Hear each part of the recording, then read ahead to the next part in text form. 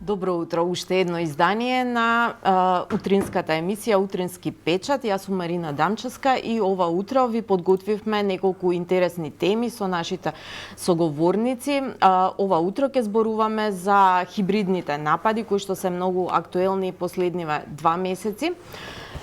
Потоа ќе зборуваме за состојбата со жените и децата од руралните средини и жените ромки во однос на недостигот на здравствена заштита која што тие треба да ја имаат. Исто така, конечно Скопје од синоќа е деблокирано од страна на приватните автобуски превозници кои што одлучија да го послушаат премиерот, да преговараат и да ги тргнат блокадите кои што неколку дена беа на булеварот Илинден. На оваа тема исто така ќе имаме соговорник. Тоа е Кемал Мурич, кој што ќе го повикаме да разговараме за најновите настани околу проблемот со приватните автобуски превозници во Скопје. Останете со нас, ние како и секое утро ќе ги анализираме најновите случувања во регионот со мојот колега Дејан Андоновиќ. Дејан, добро утро. Добро утро. Мирна ноќ на Косово. Мирна, но напната и тензична, пети ден од барикадите на Косово. Србите и натаму протестираат поради апсењето на поранешниот српски полицаец кој беше уапсен пред една недела, што беше иницијална каписла за овие нови протести. Преговарачот, специјалниот преговарач за Косово Мирослав Лајчак од Европската унија и Ескобар од Соединетите Американски држави синоќа беа во Приштина, што разговараа, немаме детали, но тие денеска се во Белград во обид на да ги убедат српските власти да излијат, да се тргнат барикадите. Она што мене би падна во очи е изјавата и на Лајчак и на Ескобар дека ситуацијата е премногу сериозна, што обично овие дипломати се трудат и кога е многу сериозно да не го кажуваат тоа, зашто го апострофираат, бидејќи изјавија дека би било добро да се тргнат барикадите сами, а не со булдожери, што на некој начин мене вака ми иницира дека можеби синоќа во Приштина им било речено дека ќе се оди до крај по секоја цена, па оттаму и оваа оценка дека ситуацијата е тешка. Значи, сепак нема поместување без американската булдожер демократија. Дипломатија, да, меѓутоа јас стравувам дека таткото на булдожер дипломатијата Ричард Холбрук го нема одамна, неговите наследници се само Кристофер Хил кој е во Белград амбасадор и кој некако ми делува занемен у цела оваа состојба, бидејќи Стејт департментот и Ескобар директно од Вашингтон дојдоа да влијат. Дали тоа значи дека притисокот ќе биде посилен или не, тоа не знам. Но гледам дека морам тоа да го кажем, иако можеби ќе тоа е мој впечаток сега, ја не можам да тврдам, како да има мало разногласие у целава, дури за европската дипломатија веќе одамна не е јасно што се случува, но сега и американската некако дипломатија ми оди со различни тонови. Ќе кажем и зошто. Првин Хил некако поинаку ја менаџираше ситуацијата со српскиот државен врв и тогаш беше мирно, а сега одеднашка имаше најава нели да дојде еден представник на Стејт департментот кој најавуваше дека ќе изврши притисок да се одложат изборите на Косово. Изборите се одложија, а тој дипломат не дојде ни во Македонија, требаше да дојде.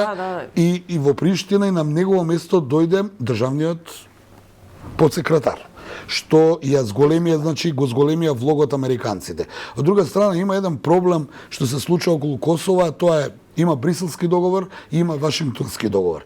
Бриселскиот договор подразбираше Косово да дозволи формирање на заедница на српски општини и тој договор беше потпишан во Брисел пред 4 години, гарант беше Европската унија.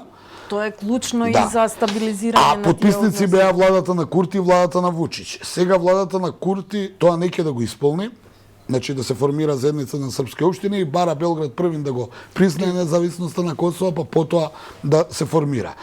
Брисел тука немоќно гледа и се обидува да преговара, но никако да изврши притисок врз Приштина.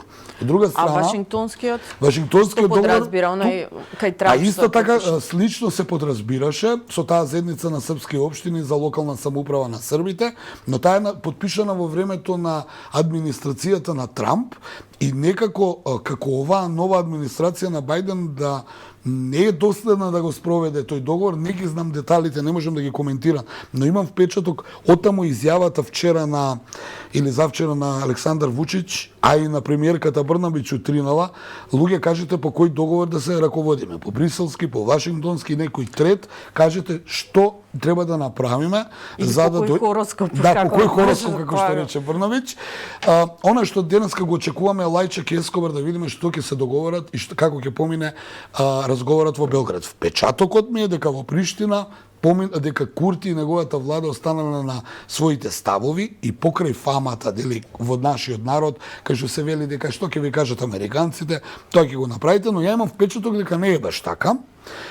Се разбира оваа фаза, сега задната фаза не знам која би била. Од друга страна, она што ме загрижува е, утринава гледам дека една од војните бази по ново или касарди по старо во Валјево, каде што им е стационирана жандармериската, тој батальон кој е за специјални српскиот, тој има состојба на борбена готовност, што би укажува дека она барање на Вучич кој планира да го упати утре за враќање на српска војска или полиција станува реално и доколку и Вучич остане на велам српскиот власт, не само Вучич, остане исто така на цврстите позиции како што тоа и Курти го направи. Вчера мислам дека може да дојде до сериозни проблеми, особено што повторно ќе морам да повторам, знам дека малку сум и досаден, но оваа косовска криза е сериозна и трае со години, но се случува во исто време додека бесне е војната во Украина, да. што само укажува дека има мешаност и странски центри од целата приказна.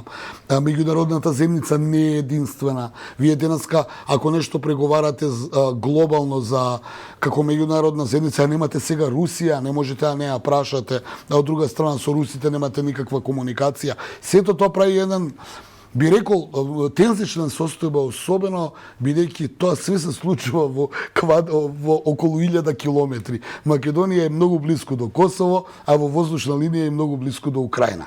Значи, немав намера да дигам тензија или да плашам луѓе, но не можеме да ја игнорираме целава ситуација, бидејќи се тоа што ни се случува ја потврдува Марина онаа изјава, јас и ти ко новинари пред 10 години, кога некој од State Departmentот, да не го именувам, рече Македонија се наоѓа на линија на огнот, и тогаш мене тоа ми личеше само како добар наслов за читање, а денеска сваќам дека тие веќе и од тогаш знаеле што се може да се случи овдека.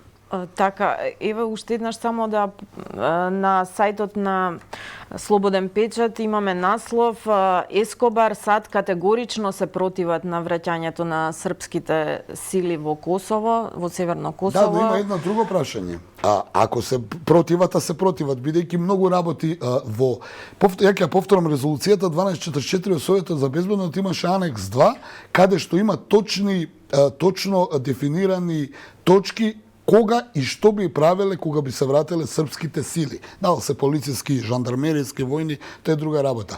Соработка, обезбедување и сето тоа, но не сум експерт по меѓународно право, но знам дека се сменија многу работи. Првин СРЈ веќе не постои. Така е. Едната од СРЈ е земја членка на НАТО, таа е Црна Гора. Второ, во меѓувреме Косово стана независно, сакам тоа некој да го призна или не, бидејќи 90 на држави у светот излегува дека на резолуцијата на Обединетите нации 1244 се повикува само српската страна и Русија.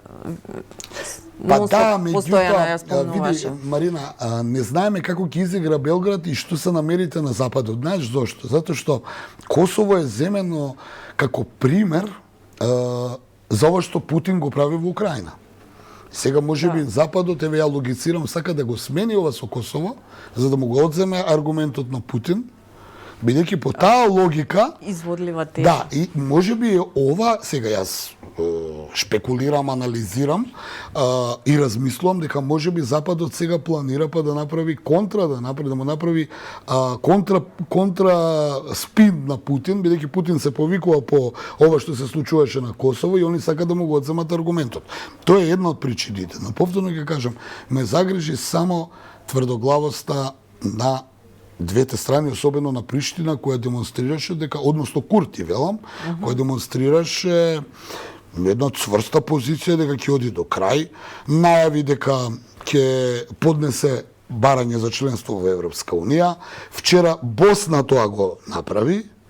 Ние сме како Македонија, кај сме тука и можеби ќе влеземе сите у пакет и ќе падне онаа фама што ја слушаме од политичарите, неповредливост на границите, бидејќи кога ќе влеземе сите у Европска унија нема да има граници. Едни граници, да. Така да.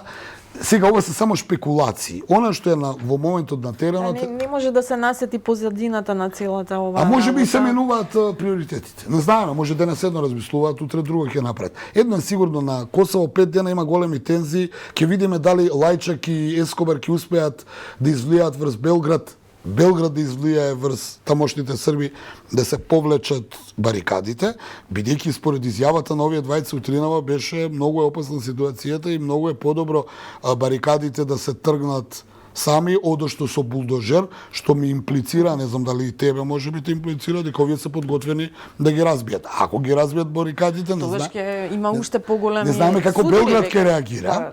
И сега кога вие имате војна, Ескалација на кога имате војна на 1000 километри каде што по истиот принцип се причините, Неприфатливо да се отвара ново жариште во ќе Европа. се отвори ново жариште, дефокус од војната во Украина, а тоа е вовед во еден поголем, ајде ќе бидам културен, регионален судир, ако не е нешто повеќе. Но да се надеваме, а особено што ја цело време предупредувам дека и Република Српска е замрзнат конфликт, исто како и Косово, и големите сили по потреба го одмрзнуваат и го замрзнуваат, но никако не го решаваат. Дали не може, дали не сакаат, тоа е веќе друго прашање. Дејан, јас ти благодарам за ова исцрпна анализа за случувањата во Косово. Продолжуваме по рекламите.